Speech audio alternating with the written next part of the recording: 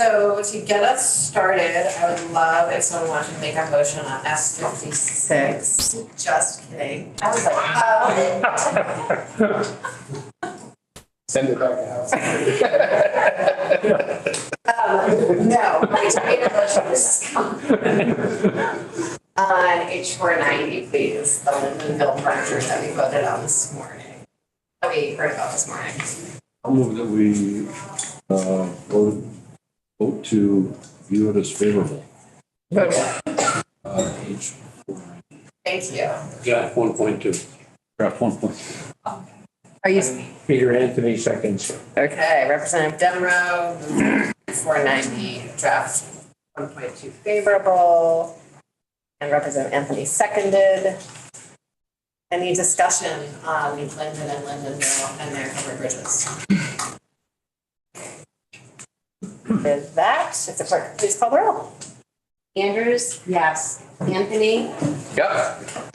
Yes. Flanagan? Yes. Demeraux? Yes. Maslin? Yep. Matos? Yes. Bodie? Sims? Yes. Taylor? Yes. Canfield? Yes.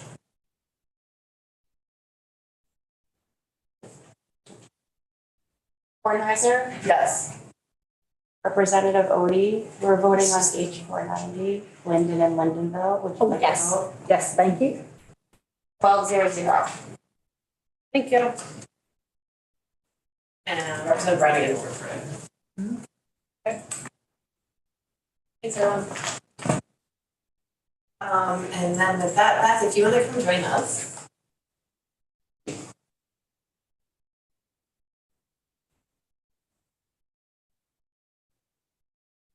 Thank you. And if you could share with us about S56 at this time in the House of Committee. Sure. Beth St. James, Office of Legislative Counsel. Do you want me to share my screen with their amendment?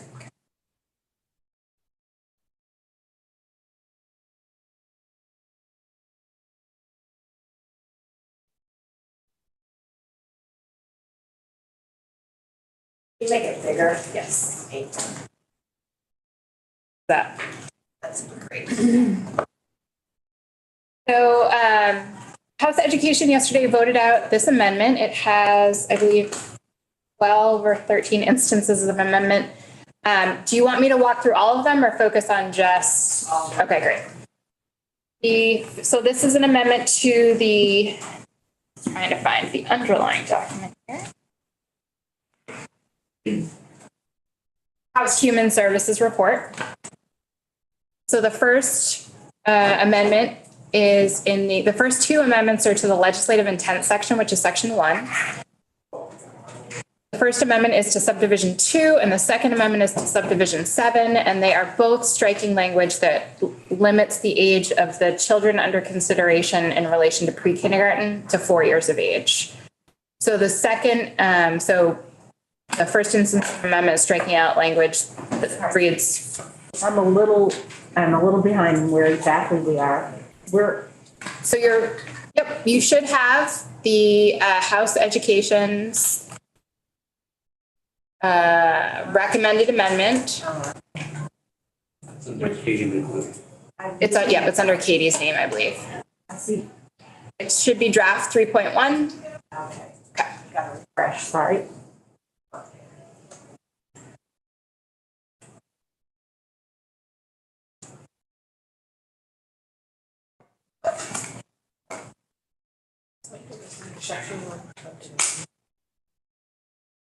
So how would that read now? So it would read increase equitable access to and quality of pre-kindergarten education. Stop. No age. Got it. Thank you. And then the second instance of amendment, similarly, it's a similar concept, removing that limitation of 4 years of age. So this would be a change to subdivision 7. So subdivision 7 would read, assign school districts with the responsibility of ensuring equitable access to pre-kindergarten education. Stop. So inserting access to pre-kindergarten education in lieu of for children who are 4 years of age, et cetera. Ready to move on to the third? third instance of amendment is to section 2. This is section 2 is the pre-kindergarten education implementation committee section. So the third instance of amendment is to subsection A, which is the creation language. And so again, very similar here. This amendment is striking out the language you see here. As used in this section, child or children means a child or children who are 4 years of age on the date by which the child's school district requires kindergarten students to have attained 5 years of age, or who are 5 years of age and not yet enrolled in kindergarten unless otherwise specified. There is no replacement language. So subdivision or subsection A would just, let's see. It would end after the pre-kindergarten program under consideration would require a school district to provide pre-K education to all children within the district in either a public school or by contract with private providers or both, period. And then that would be the end of subsection A.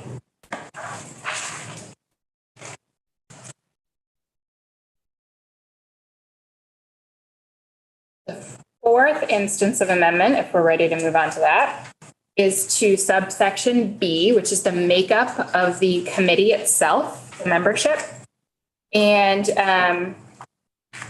what this does is it strikes B in its entirety and replaces it with the following, which is just easier than doing a whole bunch of small amendments. So the main difference is this amendment removes the executive director of the Vermont Curriculum Leaders Association or designee, removes the Head Start Collaborator Office Director, removes the executive officer of Let's Grow Kids, removes the 2 family representatives, and adds an early education coordinator.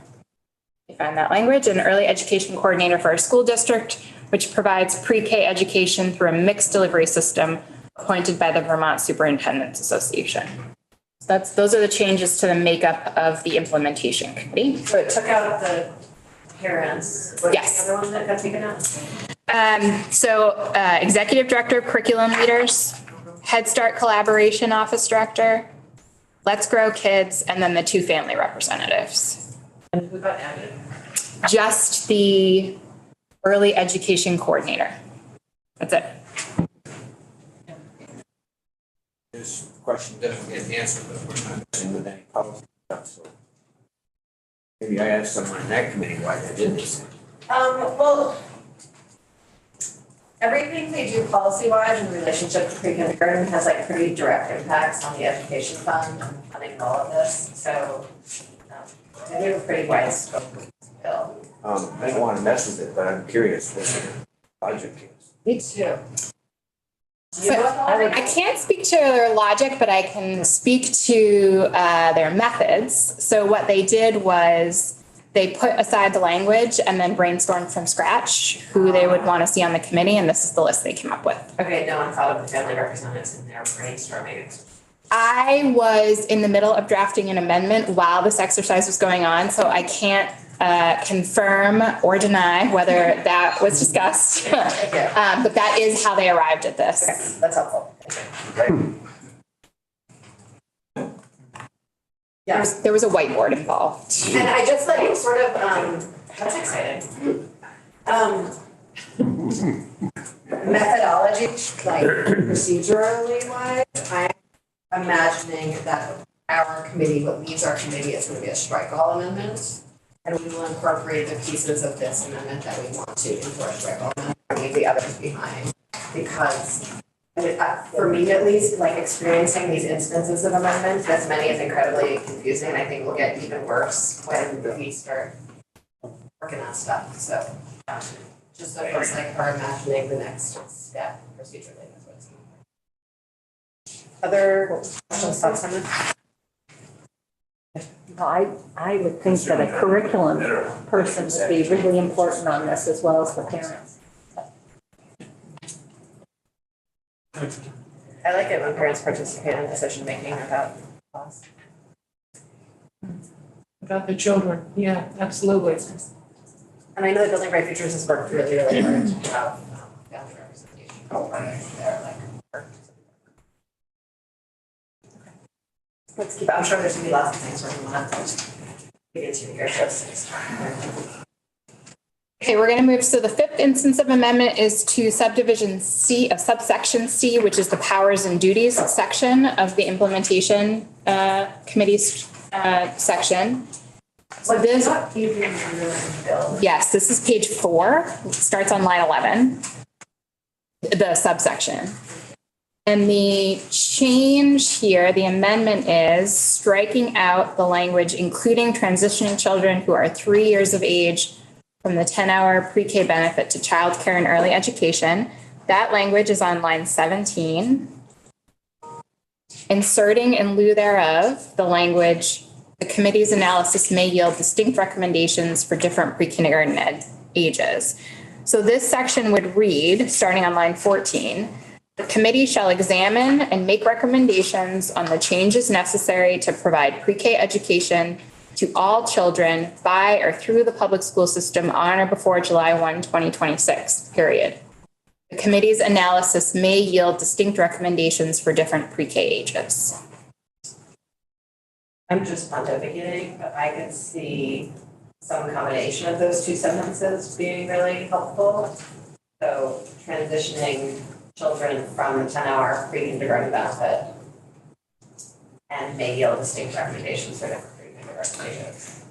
I think please, anyone correct me if I'm wrong, I feel like we've had some agreement in committee about how the 10-hour system does not work from a financing perspective or an equity perspective. Okay. Yes. How does the use of public school system there align with the earlier language around by contract with private providers? Is that still considered public school system, or would this end mixed delivery? No, so the committee's charge is to, well, the legislative intent is clear. There's been no amendment to keeping the mixed delivery system. The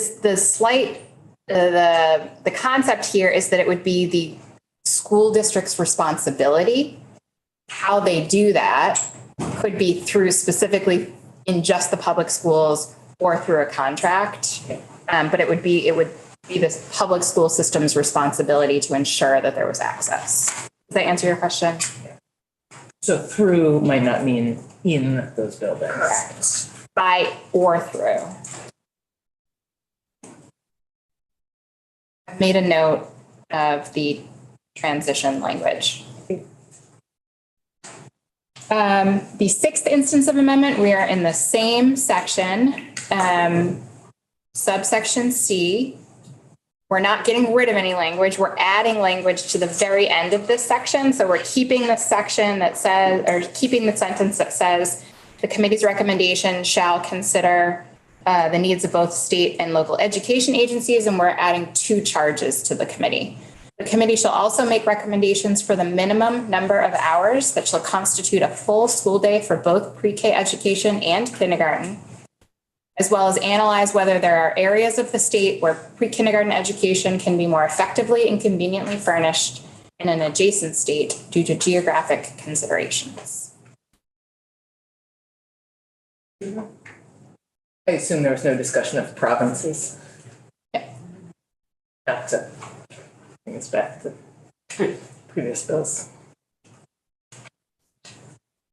Seventh instance of amendment is adding a new section to the bill entitled Pre-Kindergarten Education Model Contract, and this section requires. Before we move on, there are places where we're probably gonna want recommendations around appropriate weights, and I don't know if it would be appropriate to task Packer to think about it, or just appropriate to task JFO to think about it, but I want to sort of flag that. Okay. Many people will think about the decision about the best place to sort of land that decision. Does that mean you're collecting ideas for that section of the bill right now? If there are other things that the implementation plan might consider? Sure. And forgive me if this is already in there, but this, how the money flows to the childcare providers if they're contracted and not already in there. That's presumably what the committee would be part of what their recommendations would be. And is that explicitly asked? No. So I think we need explicit recommendations around whether it should, I don't know the best way to draft this, but, you know, average max tuition or the average cost of students in that district, or, and we could talk through with Julia what some of sort of the scenarios might be for that, but something like that, you know, not recommendations on. And again, that might be best situated in this task force, and it might be just best situated with JFO. And that's what I can figure out here. Do you want more clarification of that? Do you want more clarification of what that request is, or? No. You I'm just sitting here. okay, sorry. You look concerned. I'm always to avoid reimbursement. I'm sorry, Representative Anthony, I didn't hear you. It's just to avoid reimbursement. And it's What's to the say, reimbursement? well, to make sure that the money flows ahead of the costs as opposed to reimbursement. That's another thing you'd like to add? Well, I just, I'm just trying to understand what you're saying, I'm not disagreeing or agreeing. I'm not saying it right. I guess I want to be sure that any provider or the committee is sensitive to any provider's need for resources in advance of startup and commitment. And I imagine that could be included, there's a model contract language somewhere. That's the next section. Okay. Okay, sorry, I'm ahead. But, so, seventh instance of amendment is a new section requiring AOE to develop a model contract for school districts to use for contracting with private providers for pre-K services. The model contract has to include anti-discrimination provisions and staff teaching licensure requirements. So this language does not specify what those requirements should be. It tasks AOE with figuring that out and putting them in the model contract. And are they asked to collaborate with people to figure that out? This language does not contain any collaboration language. Like, specification to collaborate with stakeholders. Just stakeholders? No, we can even reference the previous stakeholder, seems like the same appropriate for people to figure that out. That probably. Was there any discussion around including provision of special ed services in what things might be outlined in the model contract? There was not. I know that I often hear concerns about, Yes. I think that makes sense to add something. lack of access. Specialized services. Accommodations or. Yes. Yes, that would be special ed, triple E, that kind of thing, but I'm wondering if ACEs would be considered at this point in there. I don't know what ACE is there. Adverse childhood effects. Sorry. Adverse childhood effects. Experiences. Help me put that in context. Well, considering a child has, that somebody should, that the group that is going to look at collaborating with AOE on licensure, or maybe the group that we talked about earlier, adding the parents back to, might consider whether those ACEs scores for children might indicate more help needed for those children, and kind of along the lines of special ed and triple E and other special services. I wonder if that would just be included as part of the special education anti-discrimination. Well, special education isn't ACEs. Sometimes there's. Yeah, but ACEs is in addition, you could have an. I feel like it might be awkward to put it just in this place and not have it integrated into like all the rest of the way we do public education accommodations. But, I would agree. and And can anyone on that bench move to this bench so that there's a spot on this bench available? Thank you. Density is a big thing. And if you're gonna just mention it, I'm not sure how it would fit in the bill, not that it's very important. But I'm not sure how it fits.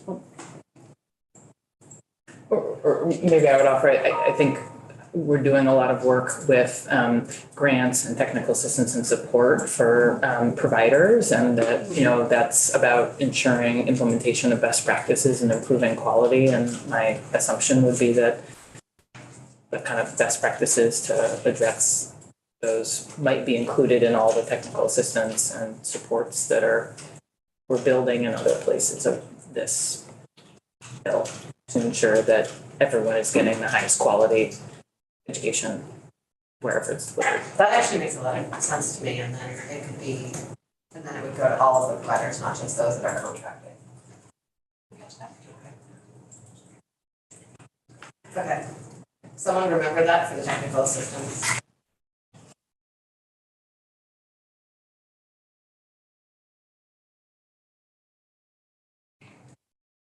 Do you want to move on? Thanks. Everyone, okay. Here we come to pupil weights. You sound like you're walking to the gallows. I dream about this now. And I didn't even do the pupil weighting bill last year. So the eighth instance of amendment is to section 4010 in Title 16, which is the determination of weighted long-term membership and per pupil education spending. The Human Services report changes. I'm going to move past this amendment just for a minute. The Human Services report changes. Here are the weights for grade levels. This is the current weight for pre-K as of July 1, 2024. The Human Services report and this amendment would be effective either July 1, 2024 or after. So we're using the language that will be effective on July 1, 2024. So for Yep. So the current weight as we sit here today in state law for pre-K is 0.46. Because of math. Yes. Yes, those are the numbers in the green books. Yeah. Those numbers will change effective July 1, 2024 because of the work you all did last year on Act 127. And that is what you're looking at right now when I'm circling here on the screen, negative 0.54. The House Education Amendment would have an effective date of July 1, 2024. I just want to remind everyone that the negative 0.54 and the 0.46 are have the same impact on the tax rate. Okay, thank you. Instead, yes. So the Human Services Amendment changes the weight for pre-kindergarten as the pre-kindergarten system appears now, because this bill makes no changes to Section 829 of Title 16, which is pre-kindergarten education in Vermont, which is essentially Act 166, right? There's no changes made to that program. The House Human Services Amendment changes the weight for pre-K effective July 1, 2026 to be the same as elementary students, which would be, I think everyone's using something slightly different. What we're doing is we're starting with 1 and we're multiplying by, for elementary students, they're not listed here. So their weighted is essentially 0. And so Human Services, that's their amendment. This amendment, going back up, first of all, would take effect July 1, 2024. In order to have a number to apply those weights to, we need some definitions that are sprinkled throughout State Board of Education rules. So we're starting with equalized pupil count, or full-time equivalent. So for K through 12, State Board rules define what a full day means for K through 12. And that impacts whether they're a one full-time equivalent student. So if they're attending for less than the state minimum, then they would be prorated. But if they're attending school, if a K through 12 student is attending school for anything as low as the minimum number of hours required for attendance for a particular grade, then they're counted as one student. And then that number, we're averaging that number out over 2 years, and then we're applying the weights. For pre-K, in current law, all you have to do to count as one full-time equivalent student is be receiving 10 hours of pre-K a week. So when we're talking about how are we getting the count to apply the weights to, if you just change the weight to 1 across the board, then it doesn't matter how many hours a week of pre-K a student is receiving right now under current state law, because it could vary. If there's a school district that's providing full-time pre-K, that child is going to be weighted the same as a child who's only receiving 10 hours in a private daycare setting under current law. So this amendment, we're creating a new definition for what does it mean for full day pre-kindergarten education in a public school setting. This amendment proposes that means pre-K education provided in a public school that is equal in length to the day of education provided to all kindergarten through grade 5 students enrolled in the same school district. What is the effective date of that definition? July 1, 2024. Which is a Now. year interval. Correct. Then, so we're starting with that definition. Same Then, effective date as all the other wage changes? yes, No. Yes. Yes. Yes. Great. so in order to get the average daily membership, in order to get that number that we're applying the weights to, school districts have to list students in each category. So current law is what's not underlined. They have to list pupils in pre-K, pupils grade through 5, pupils 6 through 8, et cetera. So this change says school districts have to list pupils in pre-K receiving full day pre-K education in a public school setting, which is the definition we just went through. Adds a new category to count, which is all other pupils in pre-K. So if a student is receiving pre-kindergarten education and it meets this definition of full day pre-kindergarten education, they'd be counted in that group. And if they are receiving any other amount of pre-kindergarten, they would be counted in this group. And then these are the group. What does that mean? Sorry. So you're going to have this amendment has 2 separate categories of pre-K students. Because we're still working in the pre-K system we have now. So if a student is receiving full day pre-kindergarten education as defined here, they're lumped in this group. So we're going to have this count. And they get a 1. And they will get the same weight as elementary education as students. And then everyone else who's receiving pre-K, so at least 10 hours a week, or prorated as the law currently allows for, would receive the current weight of negative 0.54. And is there language soon after this that further explores the 0.54 or gets rid of the 0.54? Or is this just like forevermore? Forevermore. Questions? And again, the reason there's 2 being counted is because the standard expectation is 10 hours, because that's what we've funded to date. And so many of our schools have that, but some communities have elected to offer more. And this is setting a different reimbursement rate for those kids in communities that have elected to offer more. It's giving school districts different taxing capacity. And Got it, the even though you weren't here that. Yeah, and the one is not the result of empirical analysis. No. Or research.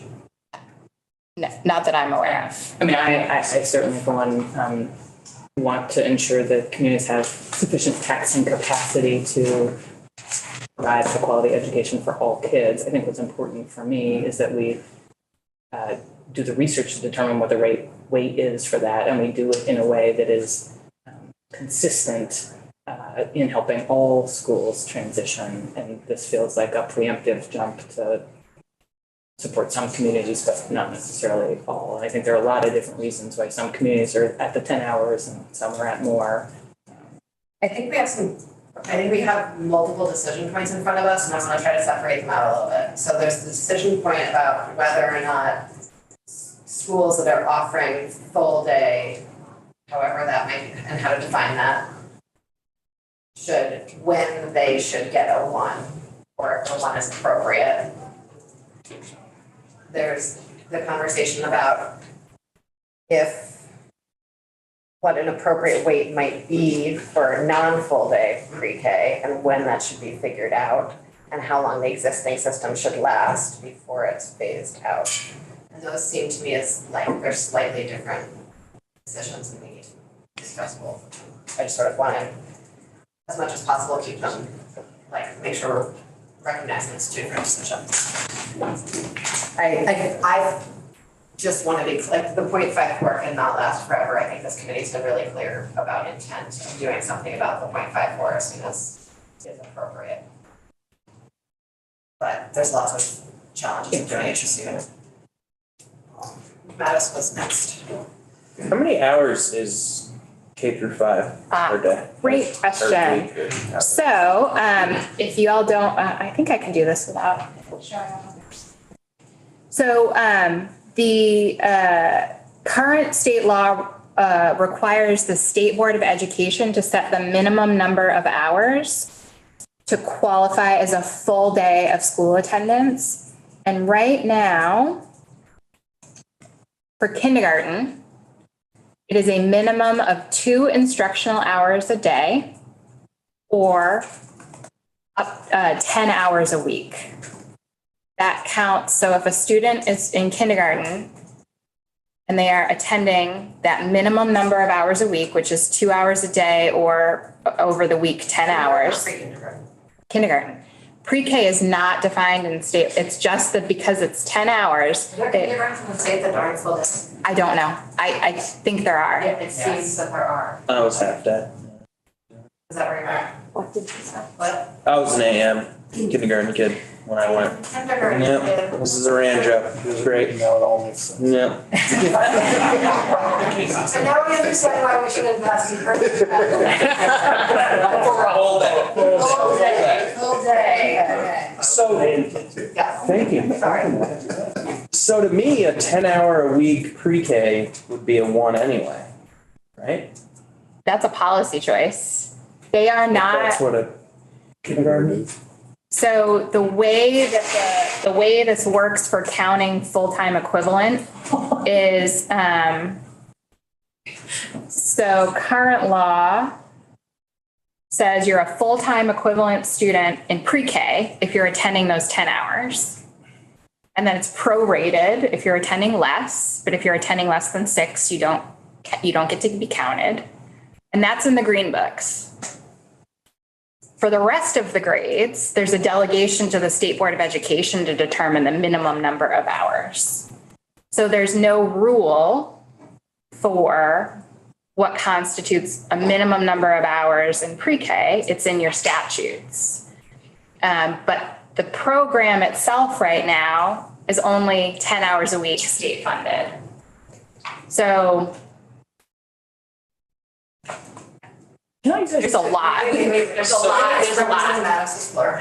No, I'm just thinking now that we're gonna go from universal pre-K that you should do more hours than the very next year is just 10 for kindergarten.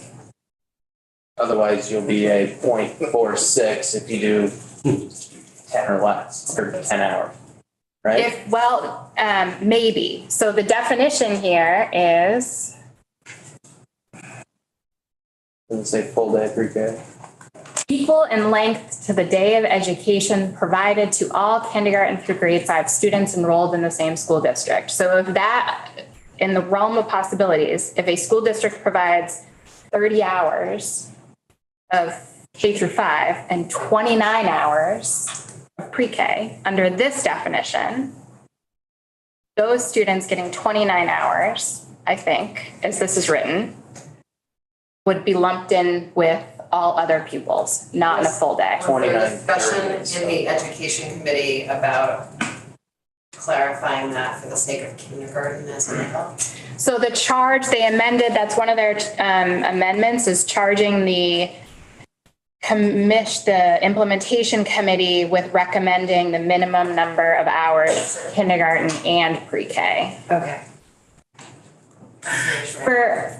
For elementary students, for grades 1 through 2, it's a minimum of 4 instructional hours. A day. Or 20 hours over a week, yes. So that's grades 1 through 2. And what was kindergarten again? Minimum 2 a day or 10 hours over a week. Instructional hours. Instructional And hours. so I know that in the definite, like in the universe of early care and education, instructional hours and hours of care are not separated out in that way because there's an acknowledgement that social emotional learning is just as valuable as academic learning and they're all integrated into one big life with caring adults. Within the context of the K-12 system, is there that same acknowledgement? Like, does instructional hours mean hours inside the building, or is that have some narrower definition? It's a really good question. I'm looking at the state board rules right now. And my experience with this is limited to just nothing to do with the field, just what the black and white law says. And that instructional hours is not defined in this rule, and I don't think it's defined in Title 16 either, so. Don't like it when problems get even larger. Yeah. Wow. That's And all kinds of feelings. Representative Meadows and Representative Sims and then Maslin. Just to come full circle with my lack of kindergarten experiences in school, thank you, Scott. If a school provides AM and PM and say it's 3 hours a day, you get 15 hours a week. And you'd be a 1 if your UPK also does 3 hours a day, 5 days a week, you'd be 15 hours and 15 hours, and you'd be a 1. But the school next door in the next town does all day, every day, and say it's 35 hours. It would still just be a 1 if they both provide it. This language is school district wide. So like Milton, we're just one school in our district, and then Colchester, next door, they're another school district. We provide half as many hours as Colchester, but we get the same taxing capacity because we'd be weighted as 1, right? If, I think what you're asking is if Milton's full day pre-K is 15 hours and Colchester's full day pre-K is something more than 15 hours. Well, say we do a half day, we're 15 for the week. Colchester's full day, they're 30 for the week. I would be weighted as a 1 for both pre-K because you would be doing the extras, right? This definition could be much more specific in that it says kindergarten through grade 5. So it doesn't specify whether it's the average number of hours or what happens if the kindergarten offering is different than what, right? So if a 5th grader's in what we think of as a full school day, but kindergarten's only AM or PM, this language doesn't take that into account. So I think we still have sort of those decisions to make about what the 10 hours should be and how soon anything should kick in, but I think we need greater specificity in this definition. And maybe looking at what the instruction definition is to just get really clear on what full day means a full day as a normal versus a full day. But I know that that's not legal terminology, so I leave that part to you. Well, I think the challenging part from my perspective is just for K through 12, we leave it to the state board to define the minimum. So there's nothing preventing you from defining what that minimum is, but you would be doing that in the context of all the other grades. Yeah. I would also suggest, it seems like it could be a little clunky for school systems to provide like a real full day of pre-K if they don't have a real full day of K. Yeah. We don't have a. But full I full- think it's, If they don't have a true full day of kindergarten. Gotcha. I think the problem we're encountering is that I think a number of us assumed that a 1 for K was equivalent to a full. Right. Did you not assume that? Yes. I thought it'd be a full day. I thought we were full. I feel like last year we were all living that reality and now there's a new reality, but apparently it's actual reality, so that's hard.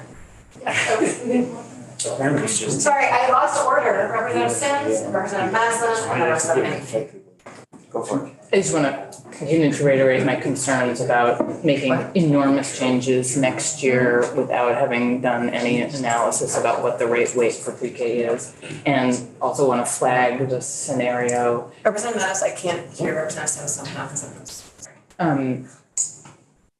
There still is sort of the lack of clarity about how dollars transfer or don't to folks at PK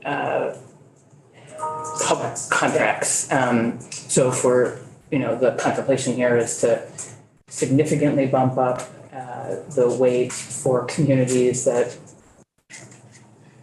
are already offering full day care, but may also pass on some of that money to kids who go to a private provider, which would be reimbursed at a very different rate because it doesn't seem like contemplating changes in that at this effective date. So you might receive a full rate and then only be passing on $3,600 to your pre-K provider who's actually providing the service. And so again, I have real concerns about, we have a landscape with a variety of delivery that is currently leading to huge inequities, and we're making a very quick jump that's not based on research without necessarily thinking about all the consequences and ensuring that those dollars are following kids to those who are providing the service. Yeah, not to disagree, maybe disagreeing, but I'm using different words, right? So we can disagree if you want. Yeah. That's right. We've been talking about several different things, quite distinct one from another, and the conversation has included both of them, for we in and out. One is, when we were working on the bill, without this amendment in front of us, my impression was we were working at it from the perspective of what's best for kids. Yeah, that's important.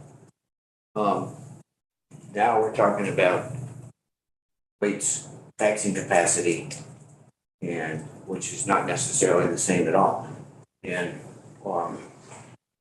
so I think the object of the exercise here, if we sort out where we're going, is to match. If we're going to deal with taxing capacity and weights, we need to match taxing capacity with what's best for kids. And in this last few minutes, we haven't been doing that. We've kind of wandered around one to another. And so, that's the way I'd approach it. And also while I'm talking, but before we move on, Carol, I believe ACEs are important, but I'm not sure how we integrate it into the. Yeah. I didn't want to blow off your. No, I didn't feel blown off. I felt like I didn't know where to put it. I don't either. But we'll go back to what we're doing. Suggestion. I think that was a really astute Yeah. and a much appreciated Yeah. reflection on the recent things, I think. Once in a while, we get it right. Representative Anthony, and then Representative Bradley, do you have your hand up? Did you have your hand up? Yes, but my question's been answered. Thank you. I'm good. I'm just back where I think my colleagues are worried about the iterations from where we are now, even if we defined it scrupulously to where we want to get. And so it seems to me, starting with how will it work for youngsters who are just entering? Right. We probably ought to make sure that the target is everybody has half-day pre-K, and then obviously the follow-on is full-day kindergarten. And in essence, have a ramp, if you may crudely put. The successive targets. Yeah, so they're iterations of targets as this next group goes through PK into K. With the appropriate dates, But I don't know if that is the right target, but I hear it as sort of a strategy that we need to get clear on what the steps that we're making are. And that, again, that's sort of, we need to get clear on the steps, and then we need to make sure that the weights are matching up appropriately with those steps. Are reflecting that. Are reflecting those steps. Yeah. Okay. I guess that's what I see, the pre-K implementation plan report, which is the entire section 2 of this bill, is doing. It's sort of saying, let's get all the right people at the table, let's make sure we're framing up the right questions about how 3 and 4-year-olds can be adequately served in a mixed delivery system. And that we need to investigate the things, including the weights and how money flows and what the right amount of money is and what the contracts are to establish those relationships. And I guess I think we're teeing up the process to figure that out.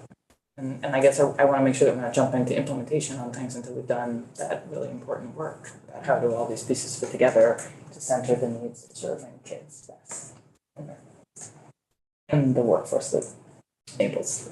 Representative Andrews, and then let's keep on trying to understand what is actually on the page. I have a little bit of more of a philosophical question. Kind of getting back to the point that you had made about the State Board of Ed deciding for every other grade what, full-time instruction looks like. Does it really make sense for us to carve this out in a different way than the rest of the educational system? And maybe we should defer authority to the State Board of Education. I don't know if and I'm not suggesting like that's something I feel passionately about. I'm just sort of like throwing it out for consideration. Yeah, I think there's a real question about whether, like, where deferring to the State Board of Education on definition will leave us with weights that don't match the need for that tax capacity and where it won't. And so I feel like there's a needle in the thread here that we can figure out. We just need to take a minute to figure it out. Okay. Let's try to, what else is happening in here? Would you like to move on from this one? Is this why you stay awake at night thinking about people waiting? It's just subconscious at this point. Did you explain everything that they did? Yes, that's it. So the basic concept is starting July 1, 2024, we're moving any pre-K student who's in a full day program as defined the same way as elementary school students, and anyone else who's not in a full day program would get the same weight that is contemplated to be current law on July 1, 2024. Ninth instance of The last question then is, and that means, because it's July 1, 2024, that means the weighting study and the bill that we passed last year goes into effect on top of the 1.0. yes, the language you're actually looking at here is the language that will take effect on July 1, 2024. Okay. With some additions to it. Thank you. The ninth instance of amendment is. I just want to say one more thing. So there's a lot to be solved in there, and I agree with almost everything everyone said. And there's something to be said for the fact that to remember that all of the other weights are about to change on July 1st, 2024. And so it is a convenient time to be changing weights. It might not be good for kids or good for the system, but it is sort of a convenient time to be changing weights for taxpayers. Just saying that. Okay. Because taxpayers understand how the changes in weights affects There's their gonna be property a lot, tax. I think there's gonna be a huge amount of confusion despite our very best efforts to not have that confusion. And so I just wanna be aware that once people resolve that confusion, we might then likely be adding another confusion in future years, that's all. But, okay. Oh, after school is over, we'll run late. This is the ninth instance of amendment, so section 4 of the Human Services Report is a requirement that AOE come back with a plan to create the current language is to implement a second deputy secretary or commissioner position for the purpose of elevating the status of early education and special education within AOE. This proposed amendment would, instead of requiring them to implement a second deputy secretary or commissioner plan, it would be to create a senior level position. So not as specific. And then the 10th instance of amendment is after school and summer care. And so we, as has been mentioned, the after school language is in a few more places than it's helpful for anyone, especially our amazing staff. And so, in talking to some other chairs, it sort of seems to be the most logical thing is to actually remove after school from this bill entirely, save us all from focusing on it too much and have it be in the budget where it has already passed. So we don't need to learn about We this. don't need to, so this language in after school is in the budget, it's already been voted on in the budget, and so we would take it out of this bill, so it's not in multiple places and we don't have to discuss it further. But it's part of the childcare system. Yes, after school is part of the childcare system, and it is, and we might need to have a conversation about whether we think it should be part of the ed fund or in a special fund or whatever, but we don't have to do those part of the bill. Huh. Which I think is very nice, just one thing. One thing less. One thing off the table. Yes, Councilor. I'm in total agreement about making the language more generic, that is, create a senior level position rather than secretary. What I want to be sure is not lost, and I thought it was part of the original proposal, was that senior level position was created specifically to focus on early childhood ed. And I don't know if it's somewhere else in other language. It is? Okay. Yes, I'm it would. cool then. Do you want me to read the sentence? It's okay, as long as it's still there, just, I would appreciate it if you Okay. okay. So on or before November 1, AOE shall submit a plan to the General Assembly, specified committees, to create a senior level position within AOE for the purpose of elevating the status of early education and special education within AOE in accordance of the report produced pursuant to. And then the plan shall achieve greater parity in decision-making authority roles and responsibilities and reporting structure related to early care and learning across AOE and DCF. So it's keeping that focus on early education and special education. Sorry, can you see the date at the beginning of that so I can hear it? November 1, 2025. Thank you. Yeah. Skip the 10th instance of amendment, which is all after school. And I think we can skip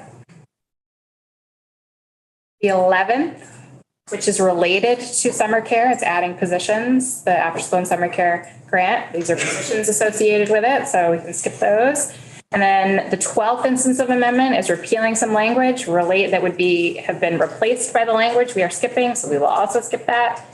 The last instance of amendment is the 13th. It is a change to the effective date section, and it is changing the effective date of the weighting section from July 1, 2026, which is what it is in the Human Services report, to July 1, 2024, which is what House Education is proposing. That's it.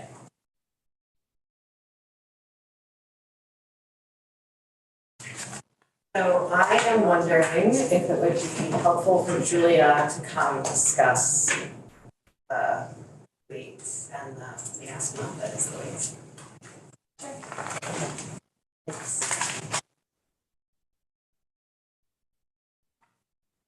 I'm gonna check in with Katie about something while Julia goes. I just need to say out loud, I'm gonna have to leave shortly and I feel very bad about it. I need to pick up my kids. And if there was anything I could do to stay in this conversation, I would. So it's Ironically. About how to do this best in a mixed delivery system was also quite stupid. Because said some this afternoon, but that's very much. Yes, I have to go pick up my non-active childcare.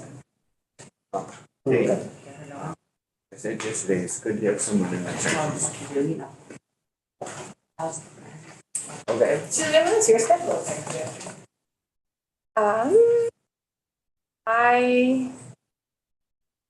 I can prioritize you.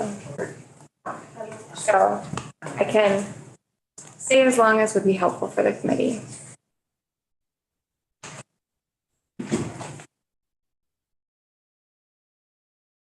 Yes, okay.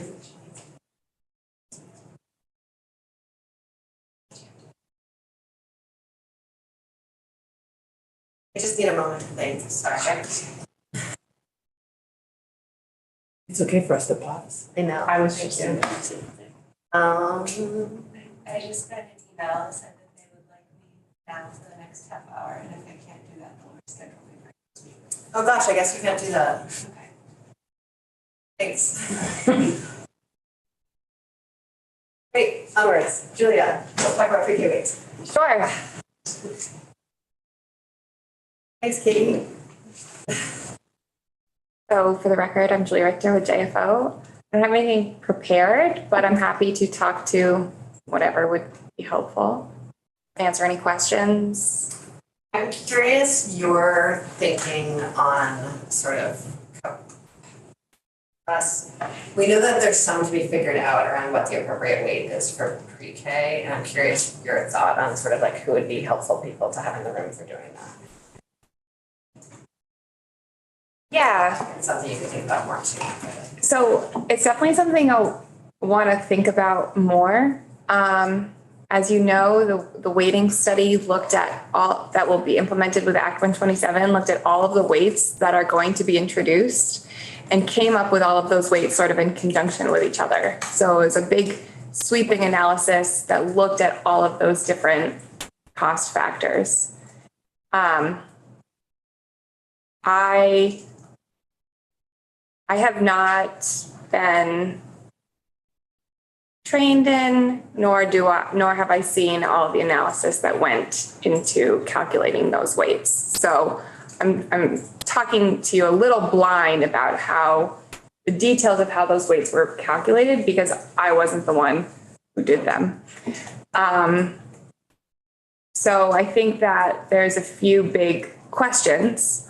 One of those questions is, A, does the data exist that would be needed to calculate the weight in whichever manner the policy decision is to, if you're considering applying a weight for pre-K students who are receiving different hours. So I think that is one question. As the chair and other committee members have mentioned, that negative 0.54 or the 0.46 is the same.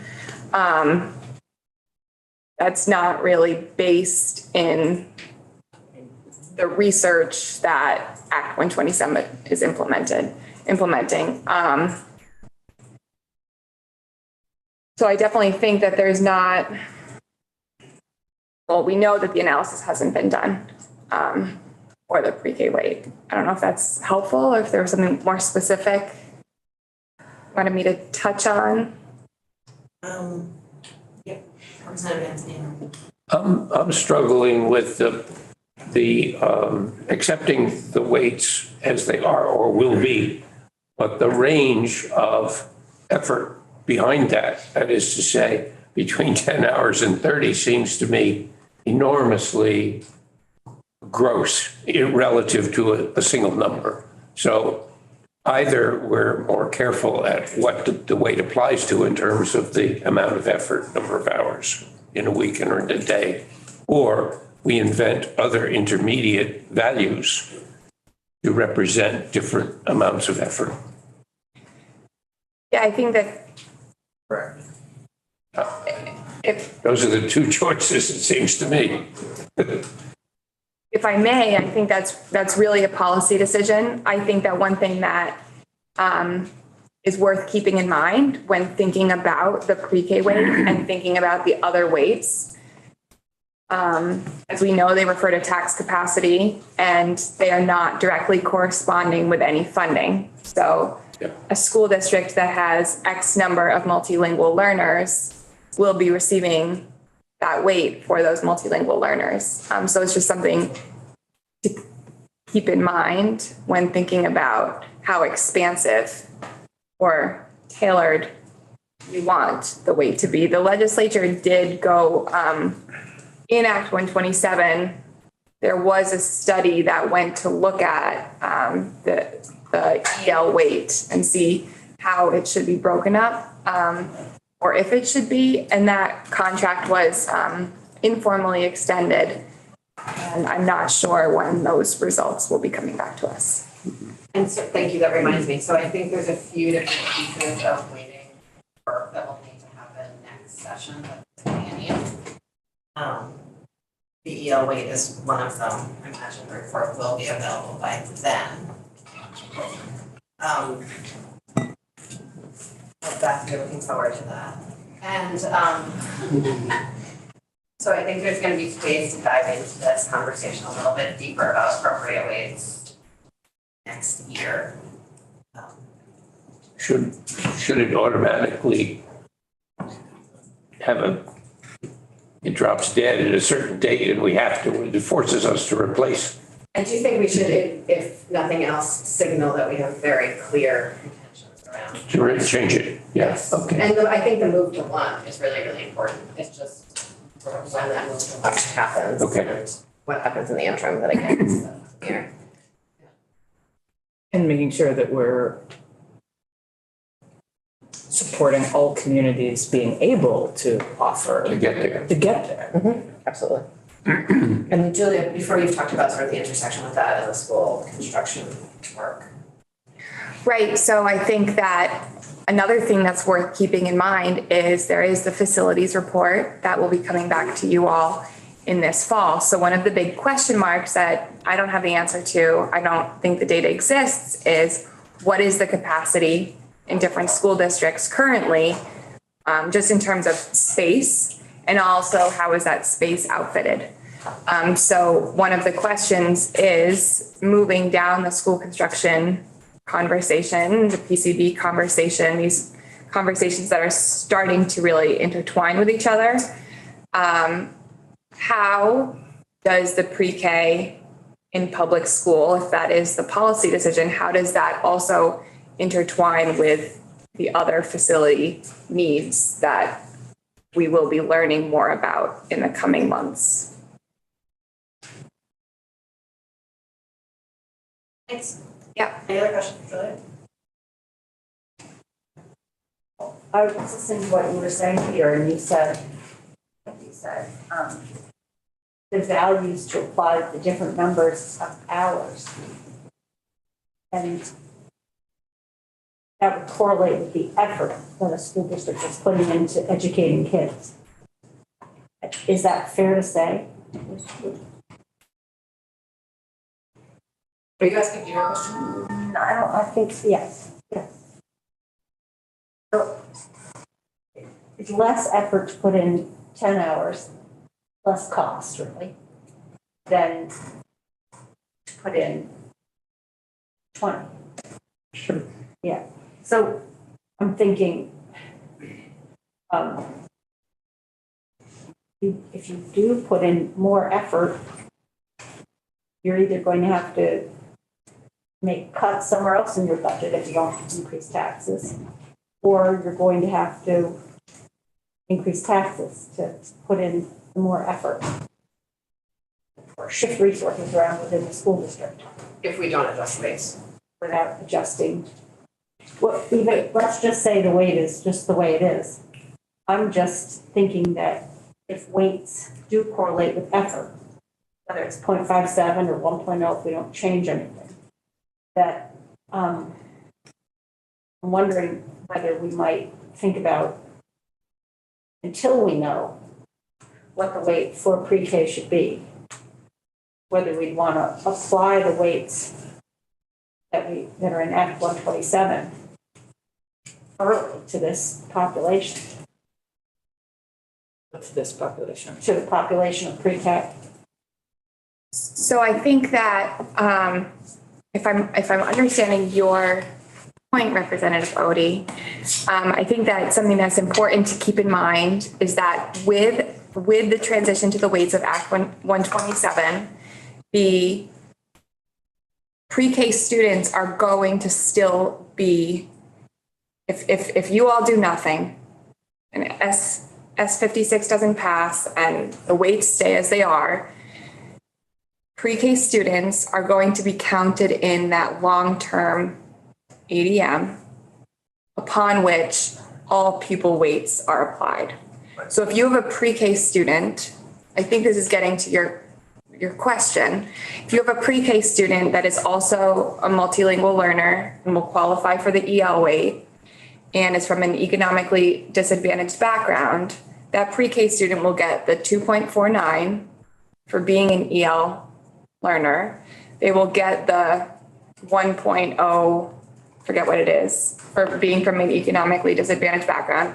Then you will also get the minus 0.54 for being a pre-K student, because those weights are additive.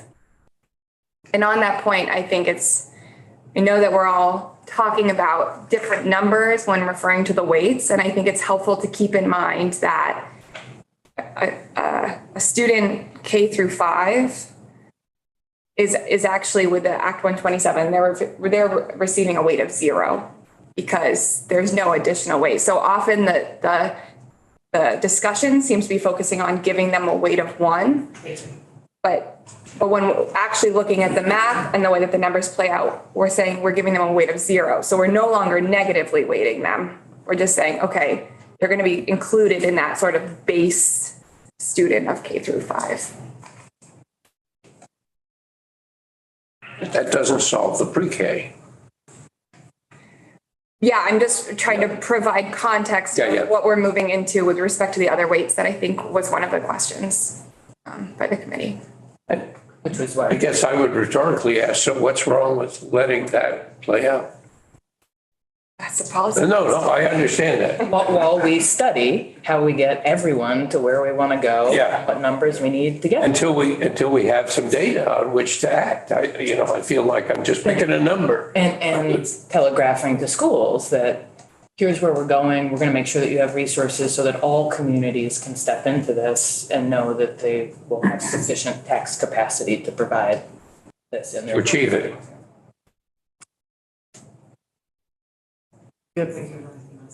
I don't know if it would be helpful. So feel free to just tell me to not. But I think that when thinking about implementing weights at different times, so not implementing weights at the same time, it's important to keep in mind the transition provision that was included in Act 127 that's looking at tax rate changes year over year. Do you mean what I think you've been calling the throttle? The throttle, yes. Those who were on the committee last year will remember the conversation of fortressing. But it's being referred to as the throttle, and basically that's just looking at how things are changing year over year. So by adding in changes to the weights halfway through that throttle transition period, school districts that are going to be losing tax capacity from the new weights won't have that throttle applied to them the way that it's currently drafted. That answered my question, actually. Okay. Oh, thank you. Yeah. Wanted to know about, no matter what was, anyway, that answered my question. Thank you. In all of the modeling you've done on all of this, were you aware that kindergarten is sometimes? I learned that this year Okay. in this pre-K conversation. What else I guess I'd love to hear from you, it doesn't have to be today, what else you need to know to be thinking more about modeling a change in the pre-K weight, or changes in K definitions. Given that I don't think we understand sort of who's even operating for pre-K right now. So I've been thinking about the big data question marks. I think that one of the big questions that I need to think about more, and I need to talk with Catherine Benham, who's a CFO, about is our capacity to model the pre-K weight period, because it's not, and by our capacity, I mean like me at my desk next door.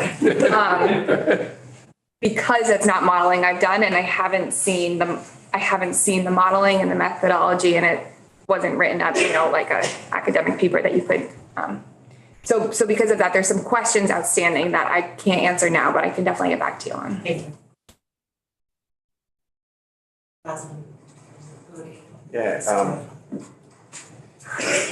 The closer our destination, the more we're sliding away. I thought at the end of last session that we had a reasonably good handle on this. But with the injection of pre-K in our thoughts as in kindergarten, I'm finding we didn't know nearly as much as we thought we did. I guess I would offer that we very explicitly said we are not gonna act on pre-K weights because we're waiting on the RAND report, and we thought the Yeah. RAND report would offer more definitionally for us. I feel that, but I'm still feeling, Yes. I mean, George Still and I, among others, and then you said we're not doing that. Yeah. We were asking Tammy Colby and her crew, show us your homework. And I thought we did better, and here we are, so, but, And there is a model that just hasn't been handed to JFO yet, that was supposed to be. JFO. That's part of the next step. Representative Odie, and then we are gonna, move into a different. Well, I was to say one thing, which is, people that studied it, studying it, did they, I should be looking at this, but did they have facilities on there? Because I'm thinking if there's a Were they? study, the study in this bill, in this amendment, one of the the working second group? instance of amendment, yeah, the working group. Can you add that? I'm thinking that they, now that we've learned this interesting thing about kindergarten and the hours, and we know that we have facilities issues, I mean, I could imagine there being a sharing of space and percentages of days so that you could get everybody in there. But anyway, do you think that that'll be something that the working I think they'll explore that, yeah, that's a big. Okay. Okay, so we're gonna take a 3-minute break, and then we're gonna sit down with Katie to talk about some amendments drafted already have, having nothing to do with weights at all. There's apparently an ice cream social downstairs too from Mentor. So. we got time